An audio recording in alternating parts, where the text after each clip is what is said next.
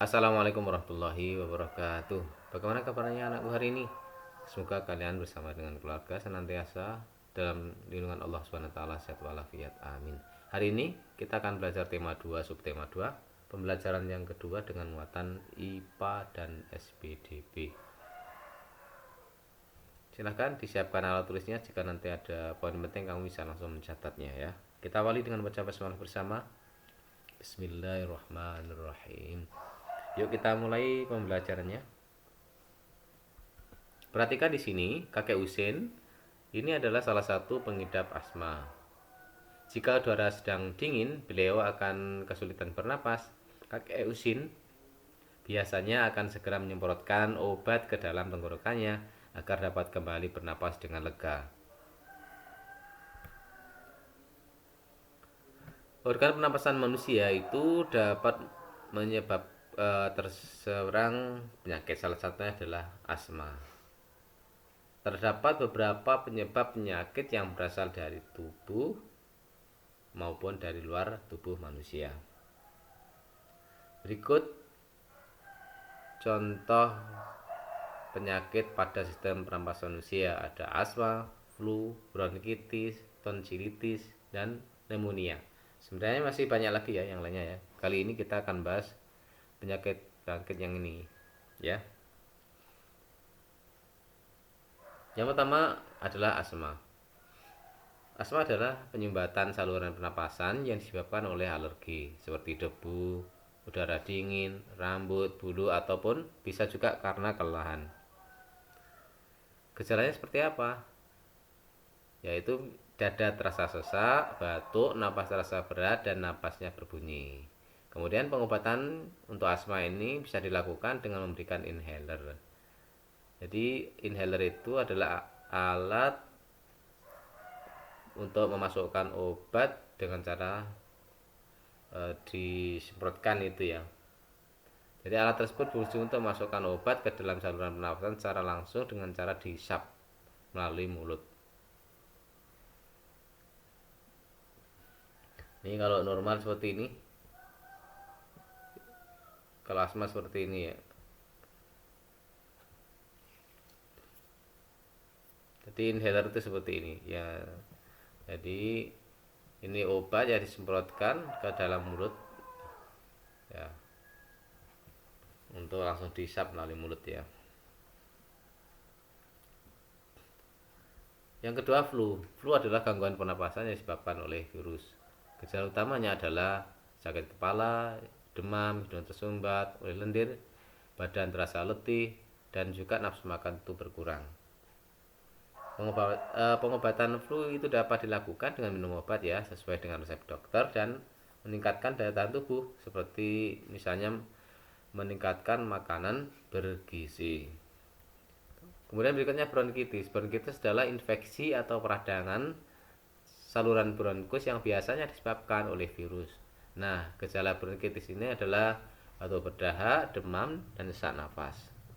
Pengobatan bronkitis dilakukan dengan minum obat sesuai resep dokter, istirahat yang cukup, serta mengonsumsi makanan yang sehat dan bergizi. Perhatikan gambarnya di sini. Ini yang sebelah kiri ini adalah bronkus yang normal, sedangkan yang sebelah kanan ini bronkus yang terkena bronkitis. Bisa dilihat di sini saluran napasnya di sini, dan ada seperti lendirnya di sini ya. Nah,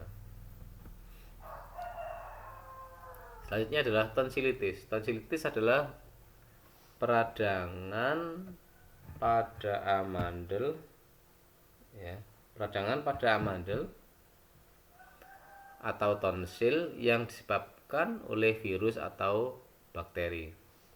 Gejalanya itu membesarnya tonsil dan menimbulkan rasa sakit. Selain itu muncul selaput putih di sekitar tonsil. Pengobatannya yaitu minum obat sesuai resep dokter serta mengonsumsi makanan dan minuman yang bersih. Kalian perhatikan di sini. Ini kalau tonsil yang lemah seperti ini. Yang ditunjuk ini tonsilnya. Normal seperti ini. Tapi kalau tonsilitis seperti ini. tonsilnya meradang atau membengkak seperti ini, dan ada muncul selaput putih di sini. Ini kan ada bintik-bintik putihnya ya, ini adalah selaput putihnya ya. Ini yang muncul ketika seseorang terkena tonsilitis. Selain membengkak dan meradang, ini juga muncul selaput putih di sekitarnya.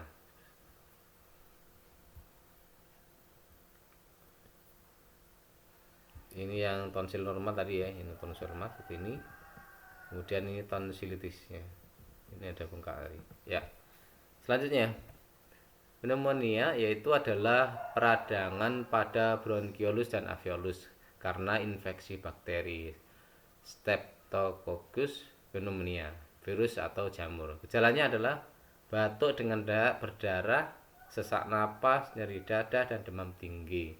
Kemudian pengobatan pneumonia itu dilakukan dengan minum obat sesuai resep dokter ya.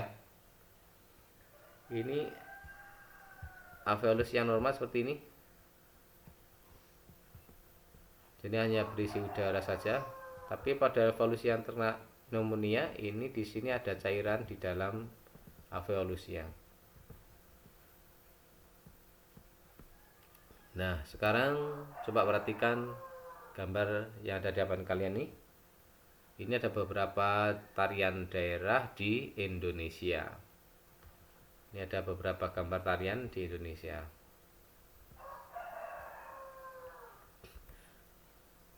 Nah, hampir semua tarian Nusantara menggunakan properti. Apa itu properti itu? Properti adalah segala kelengkapan dan peralatan yang digunakan ketika pertunjukan tari. Jadi, semua peralatan atau kelengkapan ketika menari itu namanya properti tari ya. Apa sih fungsi dari properti tari? Yang pertama, penari dapat menyampaikan ide dan makna gerakan tarian agar mudah dipahami oleh penonton. Kemudian yang kedua, fungsi properti tari adalah pelengkap busana tari. Kemudian yang ketiga, fungsi properti tari yaitu menghidupkan karakter tokoh yang dibawakan. Kemudian yang keempat, menambah keindahan dalam tarian.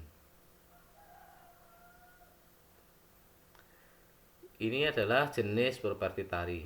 Ada jenis senjata, ada juga jenis lainnya. Kalau yang jenis senjata seperti pedang, keris, tombak, rencong, busur, anak panah, dan sebagainya. Jadi senjata yang digunakan dalam properti tari ini harus disesuaikan dengan jenis tarinya. Ya. Ini tentunya ini adalah jenis senjata mainan ya, biasanya. Bukan sungguhan kebanyakan. Ya, gitu. Karena untuk kelengkapan saja. Kemudian jenis lainnya misalnya topeng, piring, selendang, payung, lilin, tongkat, dan sebagainya. Nah, ini ada beberapa tarian. Kita lihat di sini ada tari topeng. Propertinya ini topeng. Ada selendang ini. Kemudian ini ada tari gambyong. Tari gambyong ini propertinya ada selendang ya, untuk memperindah tariannya ya. Dan di sini ada tari piring. Tari piring ini propertinya piring-piring yang digunakan oleh penari. Ini seperti ini. Baik, cukup sekian penjelasan saat hari ini.